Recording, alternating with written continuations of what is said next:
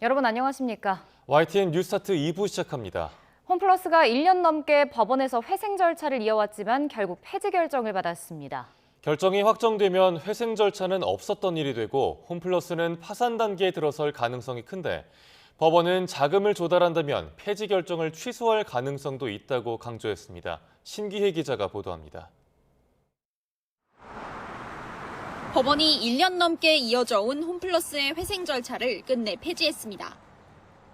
오는 9월까지 연장하는 선택지도 있었지만 홈플러스 측 회생 계획안의 수행 가능성이 없다고 본 겁니다. 홈플러스의 정상적인 영업을 위해 필요했던 자금은 최소 3천억 원. 홈플러스는 익스프레스 사업부 매각으로 1천억 원은 확보했지만 나머지 2천억 원을 조달할 방법은 최근까지도 안개 속이었습니다. 법원은 익스프레스 매각 이후에도 홈플러스는 매출이 줄고 재무가 급증하는 상황이라고 판단했습니다. 홈플러스가 뒤늦게 수정 계획안을 냈지만 원안과 마찬가지로 2천억 원을 조달할 구체적인 계획이 포함되어 있지 않았다고도 지적했습니다.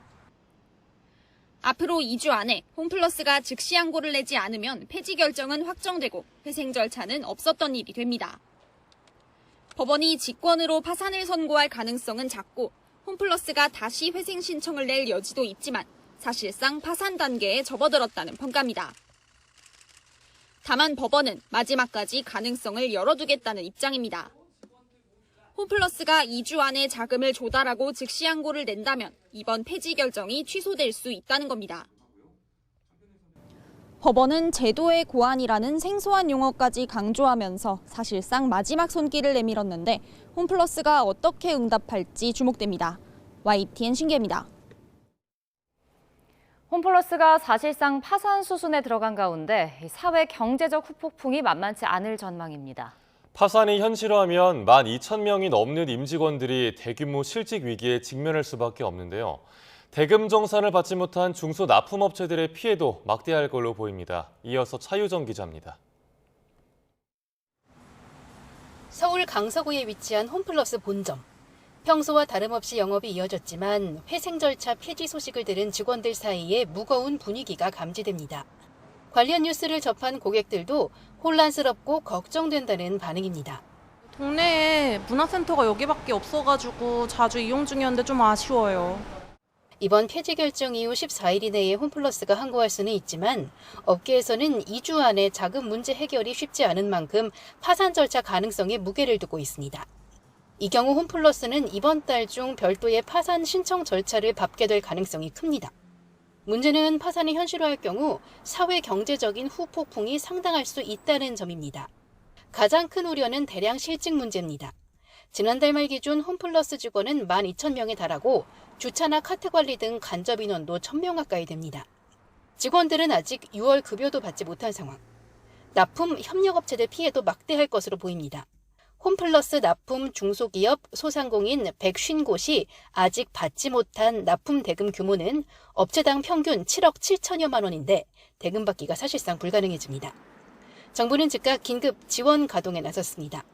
당장 임금 체불 피해 근로자에게 1인당 최대 2,100만 원을 지원하고 1인당 1,000만 원 한도까지 1.5% 저리로 생계비 융자를 지원합니다. 홈플러스를 주요 거래처로 하는 중소협력업체에는 총 4,400억 원 규모의 긴급 유동성을 지원합니다. 특히 소상공인의 지원 한도를 기존 7천만 원에서 1억 원까지로 확대하고 금리는 0.5%포인트 내립니다. 한때 1위 자리를 다투며 업계를 대표하던 대형마트 파산이 초래할 엄청난 사회 경제적 피해 우려가 엄습하는 가운데 홈플러스 측은 향후 진행될 법적 절차에 적극적으로 협조하면서 이해관계자들의 피해가 최소화할 수 있도록 노력하겠다고 밝혔습니다. YTN 차유정입니다.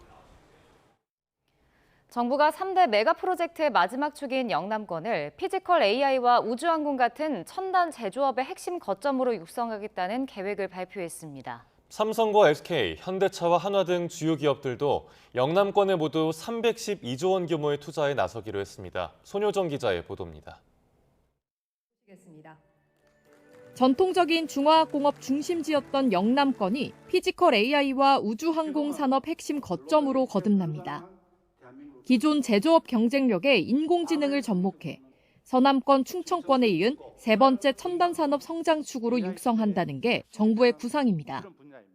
구미와 포항, 대구, 창원을 잇는 첨단 로봇 혁신 벨트와 전력 반도체 클러스터, 데이터 센터가 차례로 조성될 예정입니다. 세계 1등 로봇 피지컬 AI의 선두주자로서 키우도록 하겠습니다.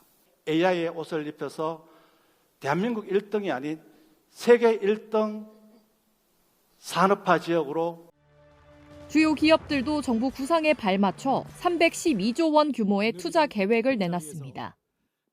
한화는 2040년까지 55조 원을 투입해 우주 인프라와 국방 AI 데이터 센터를 구축하겠다고 밝혔고, 세계 최고 수준의 태양광 발전 기술과 우주 역량을 기반으로 대한민국의 AI 영토를 우주까지 확장하는 데 한화가 앞서 나가겠습니다.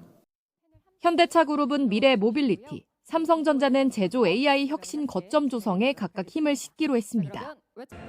SK도 140조 원을 투자해 영남권을 아시아 최대 AI 데이터 센터 허브로 육성하겠다는 청사진을 공개했습니다. LG와 두산그룹도 각각 인공지능 인프라와 원전 투자 계획을 밝혔는데, 기업들은 이런 대규모 투자 계획을 차질 없이 추진하기 위해 정부 차원의 지원이 필요하다고 요청했습니다. 경쟁국과 유사한 조건에서 사업할 수 있도록 로봇 산업 특화 단지 지정과 인센티브 등을 지원해 주시기를 바랍니다. 정부는 세제 혜택과 금융 지원을 확대하고 규제를 합리화해 첨단 산업 투자를 적극 뒷받침하겠다는 방침입니다. YTN 손효정입니다. 미 의회에 이어 백악관도 대규모 정보 유출 사태를 빚은 쿠팡을 편들고 나섰습니다. 한국 정부가 미국 기업을 표적으로 삼고 있다며 경고했는데, 쿠팡의 일방적인 로비에 백악관까지 휘둘리면서 한미 간 외교 마찰로 번질 수 있다는 지적도 나옵니다. 김선중 기자입니다. 미국 백악관 당국자는 어떤 합리적인 기준으로 보더라도 쿠팡은 이재명 정부의 표적이 되고 있다고 주장했습니다. 그러면서 이런 불공정 무역 관행을 용납하지 않을 것이라고 경고까지 했습니다. 백악관이 쿠팡 관련 입장을 낸 건 사실상 이번이 처음으로 우리 정부가 쿠팡을 차별하고 있다는 미 하원 법사위의 보고서 내용을 그대로 지지한 것으로 보입니다. 앞서 공개된 35쪽 분량의 해당 보고서는 쿠팡 측의 일방적인 주장만 실어 편파성 논란이 일었습니다. 우리 외교부와 국가정보원은 명백한 허위라고 정면으로 반박했습니다. 우리 정부가 쿠팡에 대해서 차별적인 조사와 부당한 규제를 지속하고 있다는 보고서 내용은 사실과 다릅니다. 하지만 미국 의회는 물론 백악관과 행정부까지 쿠팡 편들기는 더욱 노골적입니다. 당장 미셸 스틸 주한 미국 대사 후보자도 쿠팡 사태를 문제 삼겠다는 입장을 분명히 했습니다. American companies operating in Korea deserve the same market access that Korean companies enjoy in the United States. 다만 쿠팡 논란이 한미 동맹에 부담으로 작용해서는 안 된다는 분위기도 읽힙니다. 트럼프의 측근으로 꼽히는 프레드 플라이스 전 백악관 국가안보보좌관 비서실장은 사소한 통상 문제가 한미 동맹에 부담으로 작용해서는 안 된다고 밝혔습니다. 개인정보 유출 사태 이후 로비 자금 지출을 최대 규모로 늘린 쿠팡은 미 의회는 물론 백악관까지 전방위 로비를 벌인 것으로 드러났습니다. YTN 김선중입니다. 청와대가 미국 의회와 백악관에서 쿠팡이 차별적 대우를 받고 있다는 주장이 나온 데 대해 사실과 크게 다르다고 반박했습니다. 국적에 따른 차별 대우도 표적 조사도 하지 않았다며 유사한 사건이 미국에서 발생했다면 심각한 이슈가 됐을 거라고 꼬집었습니다. 강진원 기자입니다. 이재명 대통령의 나토 정상회의 참석과 몽골 국빈 방문 일정을 설명하기 위해 마련된 청와대 안보사령탑의 브리핑. 유성락 국가안보실장은 쿠팡 관련 질문이 나오자 기다렸다는 듯 청와대의 입장을 밝혔습니다. 미 하원 법사위 보고서에는 쿠팡의 일방적 주장만 담겨 있다며 우리 정부는 국적에 따라 기업 활동을 차별 대우하지 않는다고 선을 그었습니다. 미 의회에 이어 백악관까지 옹호하고 나선 해당 보고서의 내용을 일축한 겁니다. 특히 쿠팡을 상대로 이뤄진 조사는 모두 국내법상 적법 절차에 따라 비차별적으로 이루어지고 있다며 표적 조사가 이루어지고 있다는 주장도 반박했습니다. 쿠팡의 대규모 개인정보 유출 사태를 우리의 법과 원칙에 따라 정당하게 처리하겠다는 정부의 방침을 재확인한 거로 풀이됩니다. 법과 원칙에 따라서 상식적으로 대처하도록 할 겁니다. 대한민국 주권국가라고 하는 그 점도 고려해서 정당하게 처리하면 된다고 생각합니다. 위 실장은 이번 사건의 엄중함을 거론하며 미국 의회와 정부의 대응 또한 지적했습니다. 우리 기관의 조사에 따르면 3,300만 건 이상의 인적 정보가 유출됐고 이는 쿠팡도 시인했다며 여기에는 한국에 사는 미국인의 정보도 포함됐을 수 있다고 말했습니다. 쿠팡의 전 직원인 중국인이 중국에서 정보를 유출했다는 점까지 꺼내들었습니다. 유사한 사건이 미국에서 발생해 미국 인구의 3분의 2에 해당하는 인적 정보가 중국으로 유출됐다면 이는 미국에서 굉장히 심각한 이슈가 됐을 거라고 일침을 놨습니다. 위 실장은 다만 미국 의회와 행정부를 계속 접촉해 정확한 정보를 전달하겠다며 한미 당국 간 소통에 방점을 찍었습니다. 나아가 이번 사안이 과도하게 커져 한미 간 여러 다른 이슈에 영향을 주지 않도록 격리 또는 분리 노력을 하겠다고 강조했습니다. YTN 강준원입니다. 여고생 살해범 장윤기의 아버지인 현직 경찰이 다른 경찰로부터 정보를 얻고 주요 증거물을 폐기한 것으로 파악됐습니다. 광주지방검찰청은 장윤기에 대한 보안 수사 과정에서 장 씨의 아버지가 경찰 수사팀에게 집 주소와 비밀번호를 파악해 성인용품 등 증거물을 폐기한 사실을 확인했습니다. 이와 함께 장 씨의 자취방에서 발견된 성인용 인형의 유전자 정보 감식 보고서도 검찰에 6주가량 늦게 전달된 사실도 드러났습니다. 감식 결과 보고서에는 장윤기의 차량과 소지품에 묻은 유전자 분석 내용도 담긴 것으로 알려졌습니다.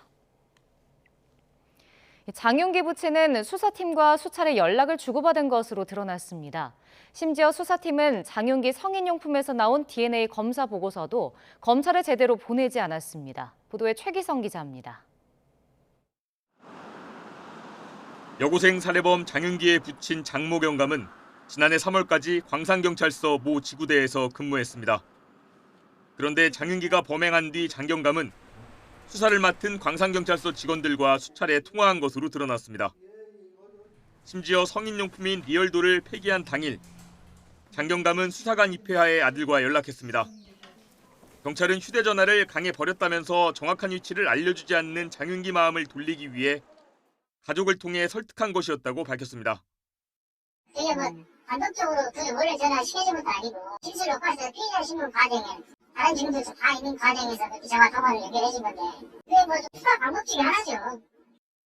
게다가 검찰이 장윤기 범행 목적을 성범죄로 판단한 핵심 근거인 리얼돌에서 나온 장윤기 DNA 검사 보고서를 경찰이 누락한 사실도 드러났습니다. 경찰은 형사사법 정보 시스템을 통해 사건 기록을 넘기는 과정에서 실무자 실수가 있었다며 고의가 아니라고 설명했습니다. 당연히 실수 그거 일부러 그랬겠습니까? 그럴 수는 없죠. 왜냐하면 그게 시스템상에 왜 압수수색 부터에 이미 100% 그 저장이 돼 있고 이게 공간까지 다 확인이 되는데 그걸 누락할 수는 없습니다. 고의적으로 삭제를 할 수가 없죠. 경찰청 감찰을 통해 수사 과정에 부실이나 문제가 있었는지 세부적인 내용이 드러날 전망입니다. YTN 최기성입니다. 5.18 민주화 운동을 조롱하는 응원을 벌였던 배제고 야구부가 다음 주 광주제일고를 방문해 사과의 뜻을 전합니다. 사과 방문 뒤에는 5.18 민주묘지를 찾아 참배한다는 계획입니다. 보도에 염혜원 기자입니다. 조롱 응원으로 사회적으로 큰 무리를 빚은 배제고 야구부 학생들이 다음 주 광주제일고를 방문하기로 했습니다. 정근식 서울시 교육감과 함께 배제고 교장과 야구부 지도자, 학생 선수와 학부모 등 80여 명이 참석합니다. 앞서 두 학교의 만남은 한 차례 불발되기도 했습니다. 광주제일고 측에서 학생들이 사과를 받을 마음의 준비가 되지 않았다며 거절했던 건데 이후 정 교육감이 직접 광주제일고에 전화를 걸어 중재한 끝에 다음 주 만남이 성사됐습니다. 두 학교는 광주제일고 강당에서 30분 정도 사과와 화해의 시간을 가질 예정입니다. 방문 뒤에는 국립 5.18 민주묘지도 참배합니다. 광주제일고등학교에서 사과와 화해의 시간을 갖겠습니다. 그다음에 국립 5.18 민주묘지로 이동해서 16시부터는 같이 참배도 하고 거기에서 배제고 학생들은 교육도 좀 받는 그런 시간을 갖겠습니다. 응원 구호를 선창한 배제고 야구부 학생 2명에 대한 징계를 논의하는 생활교육위원회는 기말고사 후 열 계획입니다. 동조 학생에 대한 추가 회부도 검토하고 있습니다. 배제고는 자숙 기간 동안 야구부 학생들의 훈련을 중단했고 지난달 30일 전교생에게 인권 및 윤리 교육을 실시했습니다. 서울시 교육청은 다음 달 21일까지 운동부를 운영하는 모든 학교를 대상으로 윤리 교육을 강화하기로 했습니다. 또 학교체육진흥회와 함께 건전한 응원문화 조성에 대한 교육 자료를 개발해 보급하기로 했습니다. YTN 염혜원입니다. 이번 배제고 야구부 논란은 학교 밖을 넘어서 계속되고 있습니다. 사건 자체보다 이를 바라보는 시선이 갈라지면서 논란은 잦아들지 않고 있습니다. 보도에 김승환 기자입니다. 처음 배제고 응원 논란이 불거진 직후엔 일베식 조롱 문화에 대한 비판과 우려가 대부분이었습니다. 이번 일을 계기로 해서 상대팀을 좀 비하하거나 좀 이렇게 상처 주는 말을 안 하는 걸 좀 지도자들이 좀 선수들한테 좀 지도를 좀 제대로 잘했으면 좋겠습니다. 하지만 논란은 어느새 학교 밖 어른들의 논쟁거리로 번졌습니다. 학생들의 행동을 어떻게 받아들여야 하는지를 두고 의견이 갈렸기 때문입니다. 대체로 심각한 역사인식의 문제라는 지적이 나왔지만 학생들의 미숙한 행동에 비해 처벌 수위가 과하다는 목소리도 있었습니다. 현재는 치워졌지만 배제고와 파완들이 이를 보여준 상징적인 모습입니다. 철저한 반성을 촉구하는가 하면 힘내라, 무시하라 등의 상반된 내용이 담겼습니다. 방송인 홍석천은 역사를 정확하게 공부하는 게 중요하다고 일침을 가했지만 가수 JK 김동욱은 애들 야구하면서 나온 해프닝을 이렇게 키우느냐고 반문했습니다. 과거 5.18 관련 표현으로 물의를 빚은 전 국가대표 수영 선수는 SNS에 우리 아들들 배제고 보내러 서울로 이사가야 하나라는 글을 올렸다가 비판을 받기도 했습니다. 이 같은 시각 차이는 정치권 공방으로까지 이어졌습니다. 퇴행적 역사 인식이 사회 곳곳으로 퍼지는 동안 정치가 충분히 책임 있게 막아내지 못했습니다. 학교와 협회 차원에서 교육적으로 다뤄야 될 사안이지 국가와 여당이 나서서 아이들 미래를 짓밟을 일이 아닙니다. 배제고 논란은 단순한 응원 구호 문제를 넘어 역사인식과 지역 감수성, 징계의 적절성을 둘러싼 논쟁으로 이어졌습니다. 다만 진영 간 대립의 도구로 이번 논란이 번지는 건 아닌지 경계해야 한다는 목소리도 나옵니다. YTN 김승환입니다. 베네수엘라 강진 발생 열흘째 사망자가 2,600명을 넘어섰습니다. 실종자를 찾기 위한 구조 작업은 아직 이어지고 있지만 더딘 수색 속에 당국의 부실 대응 논란도 커지고 있습니다. 워싱턴 연결 알아보겠습니다. 신윤정 특파원. 인명구조의 골든타임은 이미 훌쩍 지나긴 했는데 현장에선 여전히 기적을 바라는 수색 작업이 계속되고 있죠. 네, 현지 시간 지난달 24일 지진이 발생해 오늘로 열흘째인데요. 베네수엘라 당국은 오늘까지 확인된 사망자는 2,645명이며 부상자는 12,000여 명으로 집계됐다고 밝혔습니다. 이재민은 15,000명에 달하고 민간 집계에서는 여전히 38,000명 이상이 실종자로 등록돼 있습니다. 각국 구조대는 피해가 가장 컸던 북부 라가이라주에서 수색과 구조 활동을 이어가고 있습니다. 하지만 잇따르는 여진에 폭우까지 겹쳐 집안이 무너져 내리는 등 구조 환경은 열악한 상황입니다.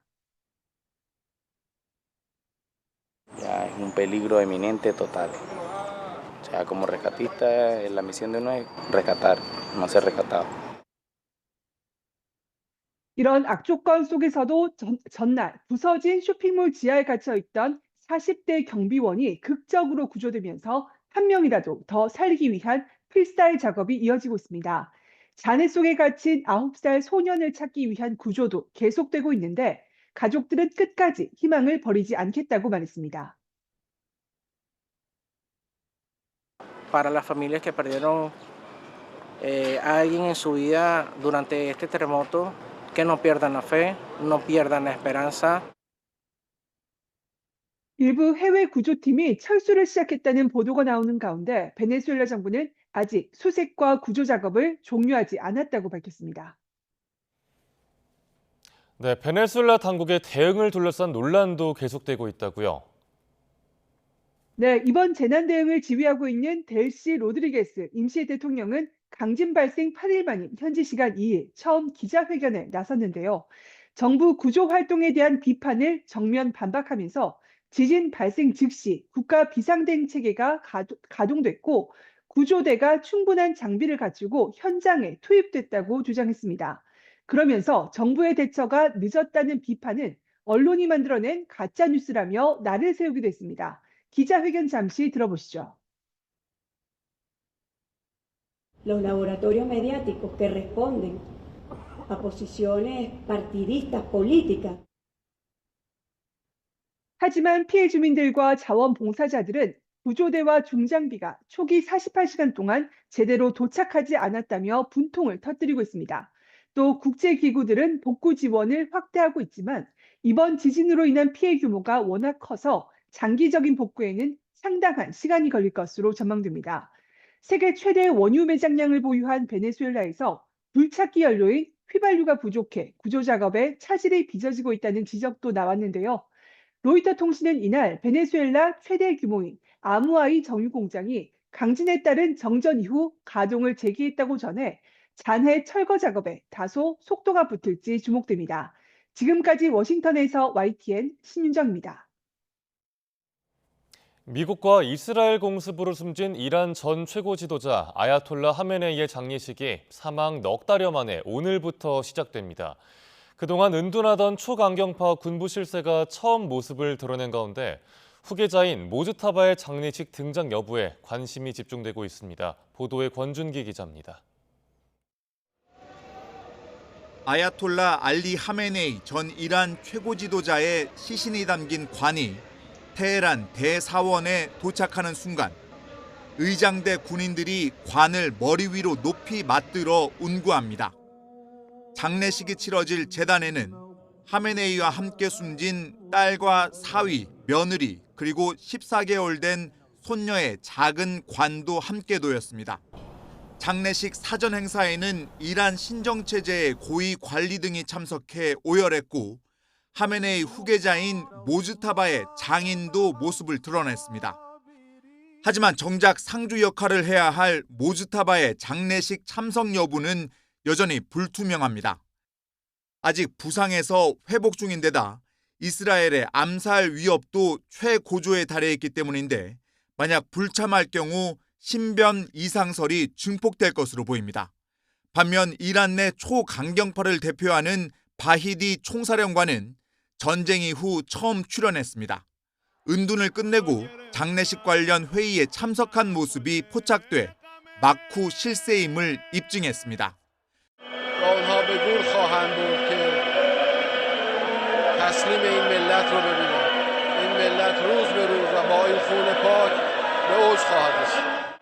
장례식 시작일이 미국 독립기념일과 겹치면서 긴장감이 더해진 가운데 이란군은 미국과 이스라엘의 장례 기간을 틈타 공격하지 말 것을 강력히 경고하고 나섰습니다. 이란 당국은 오는 9일까지 치러지는 장례식에 2천만 명의 조문 행렬이 이어질 것으로 예상하고 있습니다. YTN 권준기입니다. 미국과 이란의 평화 합의 이면에 굳건했던 친미 동맹국들의 처절한 굴욕이 숨어 있다는 지적이 나오고 있습니다. 걸프 국가들은 미국의 안보 우선에서 버림받은 것도 모자라 이란을 달래기 위한 천문학적인 청구서까지 고스란히 떠안게 됐습니다. 권영희 기자가 보도합니다. 도널드 트럼프 미국 대통령이 내세운 중동 평화 합의의 본질은 철저한 미국 우선주의입니다. 미군 사상자를 막고 유가를 안정시켜 화려한 정치적 성과를 챙겼지만 맹방이었던 걸프 동맹국들의 안보는 철저히 외면당했습니다. 종전 양해 각서엔 걸프 국가들을 직접적으로 위협하는 이란의 탄도미사일과 무인기 문제가 슬그머니 빠졌습니다. Iran's missile program now has recognition, and President Trump gave that recognition. One.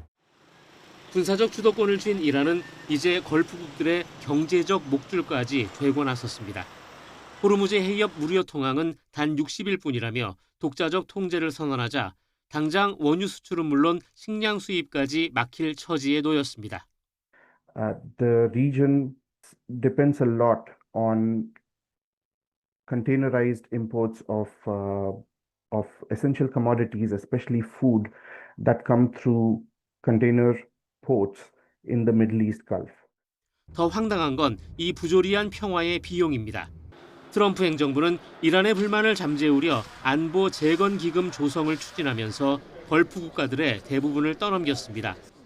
걸프 국가들은 미사일 공포와 물류 고립 위기를 겪으면서 정작 적국의 배를 불리는데 자신들의 국고를 털어 바쳐야 하는 처지입니다. 미국의 이런 움직임은 이 지역 국가들을 각자 도생의 길로 몰아넣었습니다. 안보 공백을 메우기 위해 중국과 러시아에 밀착하게 되면서 중동의 지정학적 지형마저 뿌리째 흔들리고 있습니다. YTN 권영입니다. 중앙선거관리위원회가 위철한 위원장 직무대행의 유임을 위한 대응 문건을 만든 사실이 뒤늦게 확인됐습니다. 국민의힘은 국민 목소리는 귀닫더니 조직 보전에만 몰두했다고 질타했는데 위 직무대행에 대한 탄핵안 발의도 공식화했습니다. 보도에 부장원 기자입니다. 국정조사특별위원회 2차 보고를 이틀 앞둔 지난달 29일 중앙선거관리위원회 의사담당관실은 위원 전원 사퇴에 대한 검토란 제목의 3쪽짜리 문건을 만들었습니다. 이재명 대통령 사법연수원 동기이자 더불어민주당 윤리심판원장 등을 지낸 위철한 선관위원장 직무대행을 향한 거취 압박이 거세지자 대응 논리를 고안한 겁니다. 선관위는 우선 특정 정당이 과거 이력을 이유로 정치적 중립성과 공정성 논란을 제기하지만 당장 선관위원 전원이 수사 대상에 오른 만큼 누가 대행을 맡더라도 문제는 같다고 적었습니다. 이어 비상임위원의 경우 직무전념의 한계와 책임성이 약화될 수 있다며 유일한 상임직인 위 직무대행 체제 유지 논리를 폈습니다. 해당 문건은 선관위원들에게만 내부 공유됐지만 국민의힘 김은혜 의원실이 위 직무대행의 컴퓨터 인쇄 내역에서 존재를 확인했습니다. 선관위는 또 투표용지 부족 사태 초기인 지난달 10일부터 국회 언론 대응과 수사 동향 파악 등을 위한 태스크포스를 가동한 사실도 드러났는데 국민의힘은 국민 목소리에는 귀닫고 조직 보전에만 몰두했다고 비판했습니다. 국민은 반성과 쇄신을 기대했지만 선관위가 가장 먼저 챙긴 것은 개혁이 아니라 자리였습니다. 국민의힘은 이르면 다음 주 당 차원에서 위 직무대행에 대한 탄핵안을 발의할 계획입니다. 다만 탄핵안이 처리되려면 재적의원 과반수 찬성이 필요한 만큼 현실적으로 통과 가능성은 크지 않아 보입니다. 올림픽공원 개표소 현장 검증을 마친 국조특위는 다음 주 중앙선관위를 직접 찾아 조사를 벌이는데 이 자리에서도 위철한 직무대행의 거취 문제가 핵심 쟁점이 될 거로 보입니다. YTN 부장원입니다. 27일 만에 잠시 열렸던 잠실 개표소가 다시 굳게 닫힌 가운데 봉쇄 시위는 평소와 다름없이 이어지고 있습니다. 업무 차질이 예상보다 길어지면서 경기장에 입주한 체육단체들의 시름이 깊어지고 있습니다. 김희영 기자입니다. 경기장 출입구마다 구호가 적힌 종이가 빼곡합니다.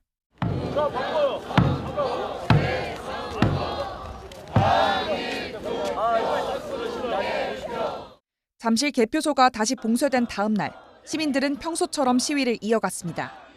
잠시 개방됐던 출입구 앞에는 시민들이 다시 자리를 잡았고 현재는 경기장 일대에 질서 유지에 필요한 경력만 남아있는 모습입니다.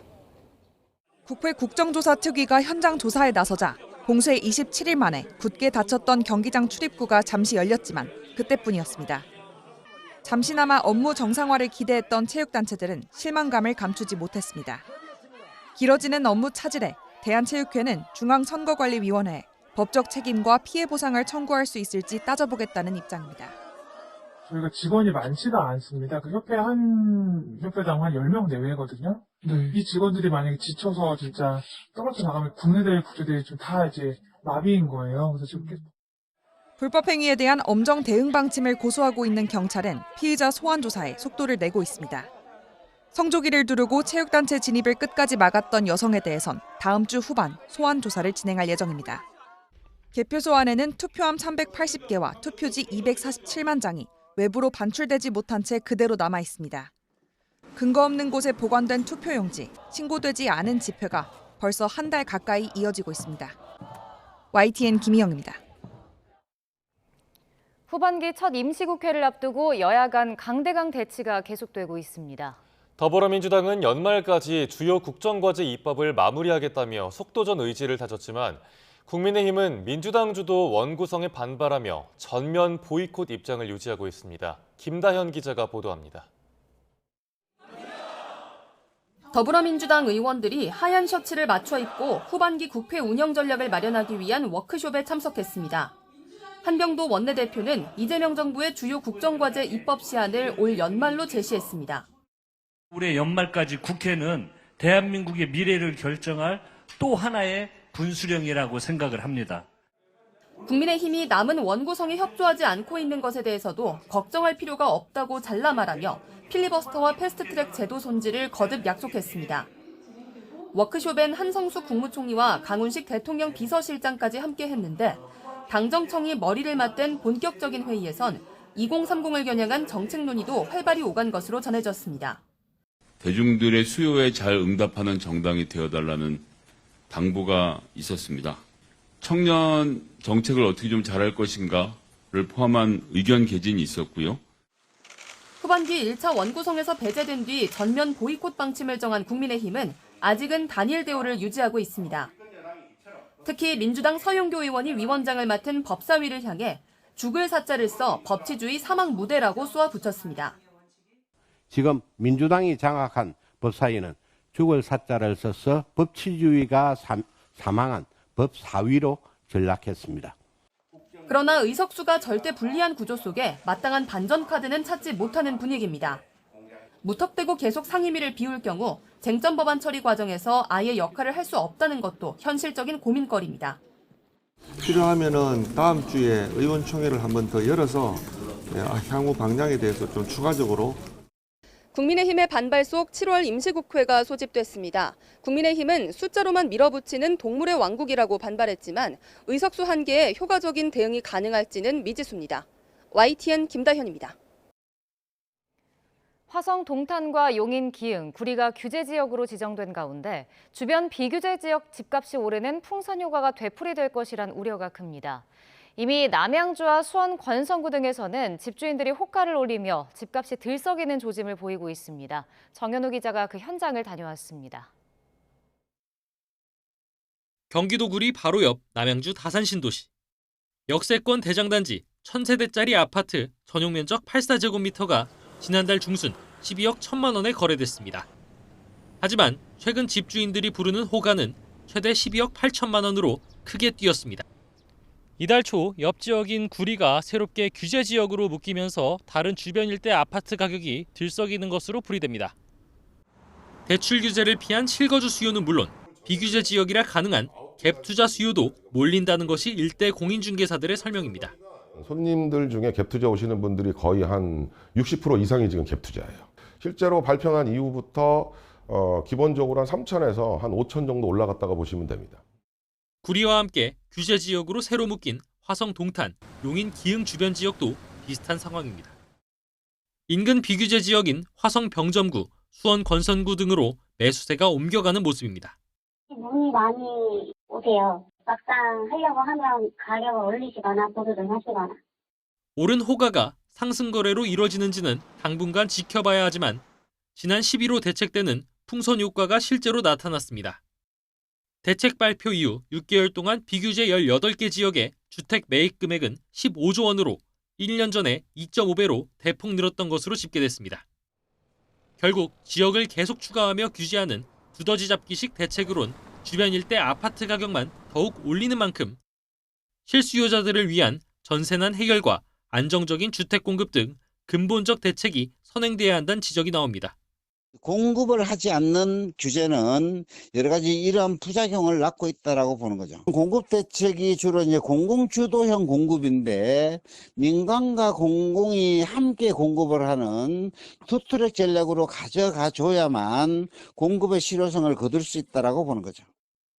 국토부는 반도체 셔틀버스가 다니는 혀세권 중심으로 뜨거웠던 매수세가 다른 지역으로 옮겨갈 우려는 적다면서 이번 규제 지역 추가 지정으로 풍선 효과가 광범위하게 번질 가능성은 크지 않다고 밝혔습니다.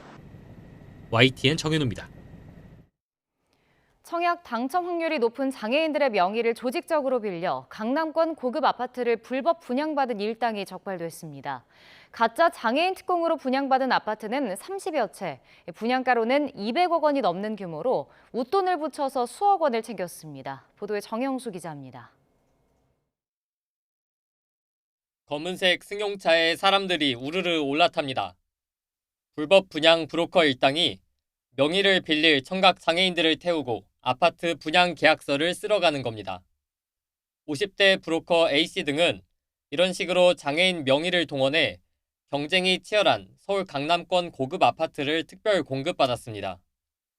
장애인 특별 공급이 일반 청약보다 당첨 확률이 훨씬 높다는 점을 노렸습니다. 사실 로또 같은 거라 그런 브로커들이 낄 수밖에 없죠. 10억이 넘는 거니까, 그죠? 특히 나이와 무주택 기간, 장애 정도까지 꼼꼼히 따져보고 당첨 가능성이 큰 장애인들을 모집했습니다. 이 강남권 아파트의 가격은 무려 40억 원에 달합니다.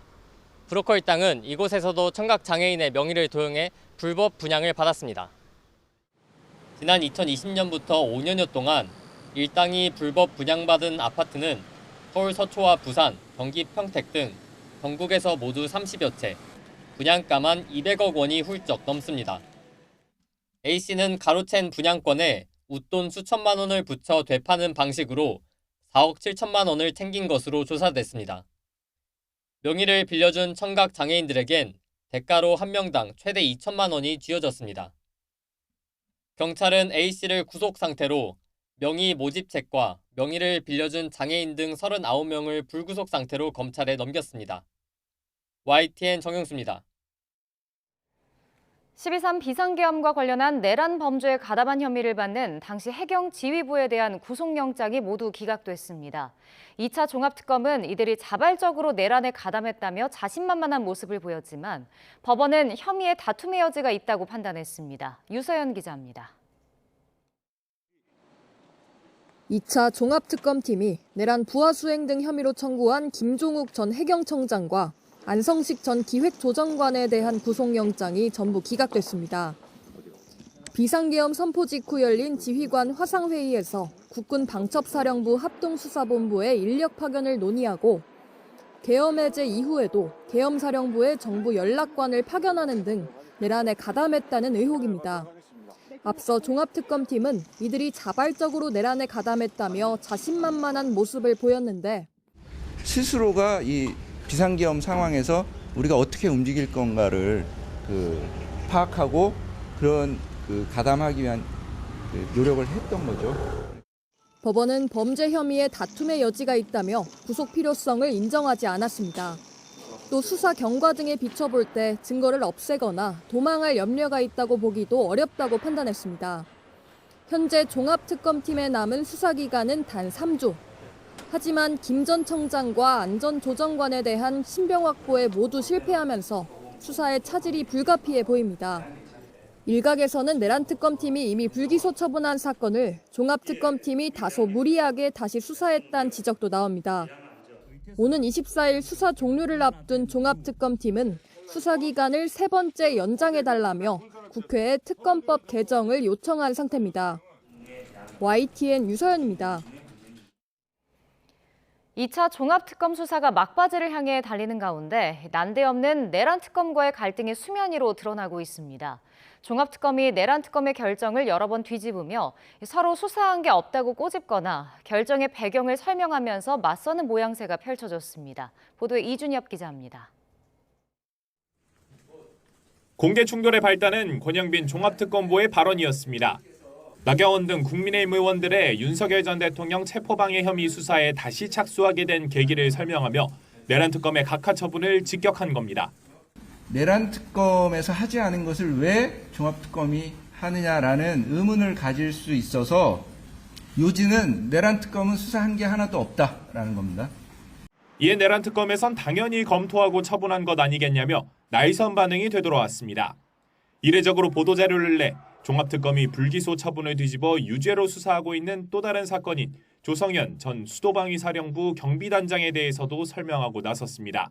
조 전 단장이 서강대교를 넘지 말라고 지시하며 위법적 지시를 적극적으로 거부한 행태를 이미 고려했다며 종합특검 판단에 동의하지 않음을 에둘러 내비쳤습니다. 이 밖에도 종합특검이 홍장원 전 국정원 1차장과 곽종근 전 특수전 사령관 등 내란 수사와 재판에 도왔던 내부 고발자들을 연이어 피의자로 입건한 점도 양 특검 사이 긴장을 고조시키고 있습니다. 저도 여러 가지로 하고 싶은 말이 많은데 오늘 들어가서 잘 설명하도록 하겠습니다.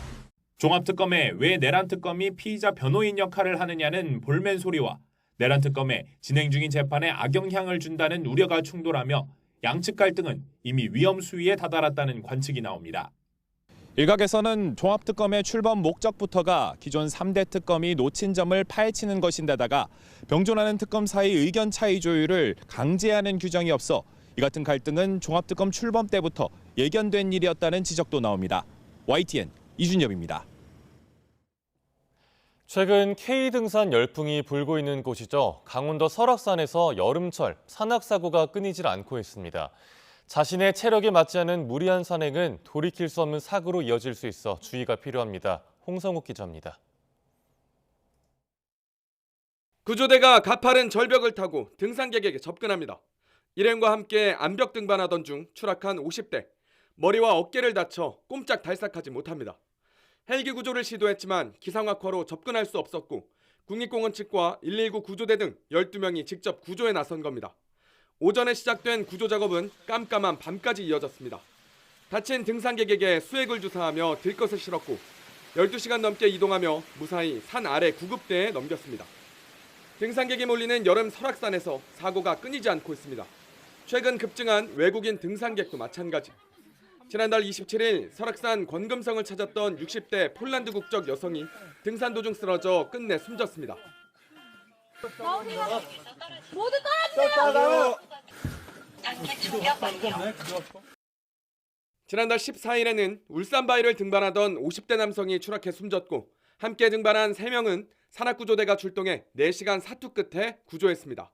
강원 지역에서만 매년 1000건이 넘는 산악사고가 반복되는 상황. 이 가운데 30%에 달하는 사고가 6월부터 8월까지 여름철에 집중되는데 가을 단풍철 다음으로 많습니다.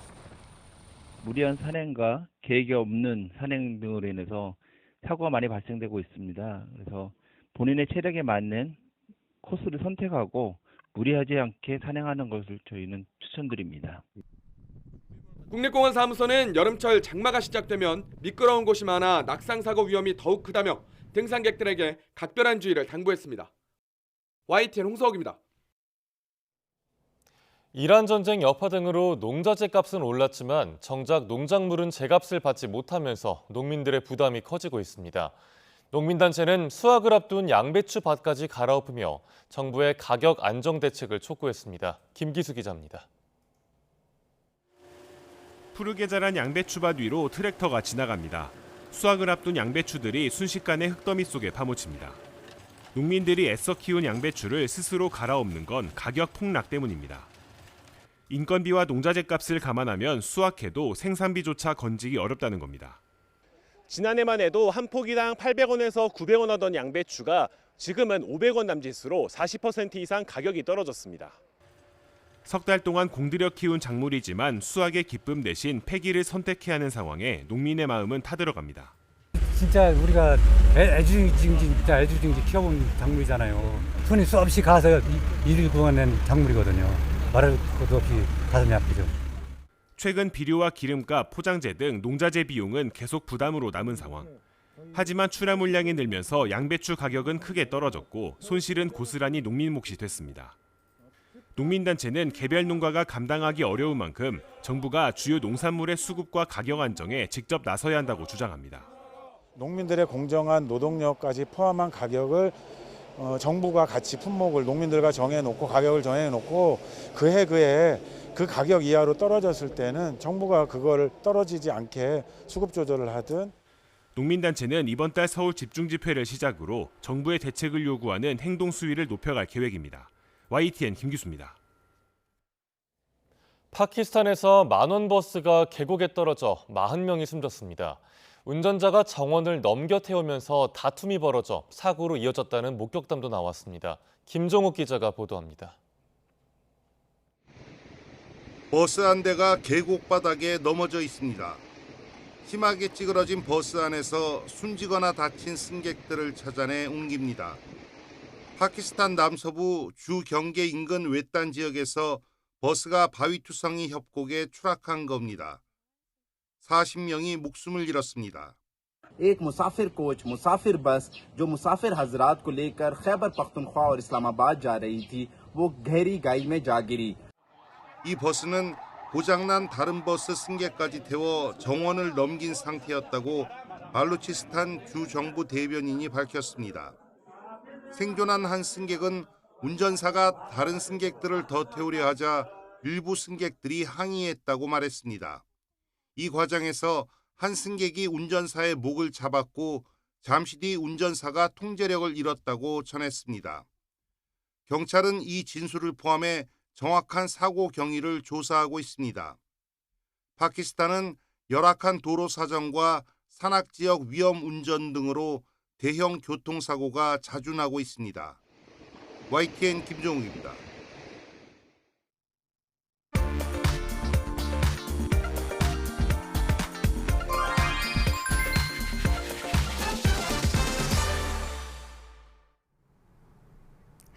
주말 계획은 날씨의 영향을 많이 받곤 하죠. 아쉽게도 오늘 충청 이남 지역에 장맛비가 내리면서 고속도로는 지난주보다 교통량이 줄겠는데요. 그래도 오늘은 장맛비의 영향을 받지 않는 이 수도권과 강원권으로 가는 정체가 길게 나타나겠습니다. 본격적인 정체는 오전 7시부터 시작돼서 오전 11시 무렵 최대 정체가 나타나겠습니다. 이동 계획에 참고하고 이동해 주셔야겠습니다. 현재 비가 내리고 있는 남부권의 모습 먼저 보겠습니다. 지금 비가 지나면서 남부 지역 곳곳의 노면이 상당히 젖어 있는데요. 오늘 남부 지역은 20에서 60mm의 비가 예보되어 있습니다.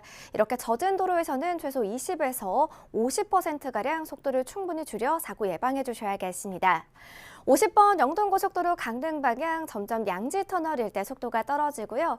아직까지 강원권의 상황은 괜찮지만 오전 11시 무렵 새마을 부근의 이동이 가장 버겁겠습니다.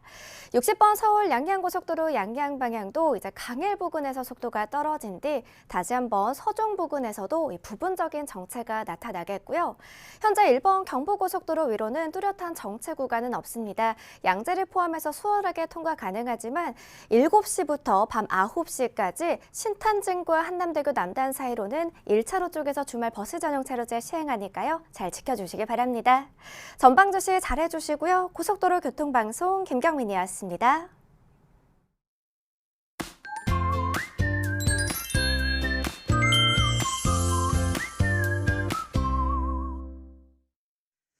현재 전남과 경남을 중심으로 장맛비가 오고 있습니다. 전남에는 한때 강한 비가 내렸지만 지금은 약해진 상태입니다. 오늘 남부에 이어서 충청 지방에도 비가 옵니다. 충청은 오늘 밤부터 비가 내리겠는데요. 예상되는 비의 양은 5에서 60mm 정도가 되겠고요. 오늘 비가 오지 않은 수도권과 충북은 오후까지 소나기가 잠깐 내릴 것으로 보입니다. 남부와 제주도의 비는 오후까지 소강 상태를 보이는 곳이 있겠고요. 내일은 전국적으로 비가 확대합니다. 현재 기온 살펴보겠습니다. 현재 서울이 23.2도, 청주가 24.1도, 대구는 23.3도고요. 중부를 중심으로 낮 동안 30도를 웃돌면서 덥겠습니다. 서울이 31도, 청주 32도, 대전도 31도까지 오를 것으로 보입니다. 다음 주는 중부지방을 중심으로 장맛비가 길게 이어질 전망입니다. 날씨였습니다. 이상으로 YTN 뉴스타트 2부 마칩니다. 잠시 후 3부가 이어집니다. 시청해주신 여러분 고맙습니다.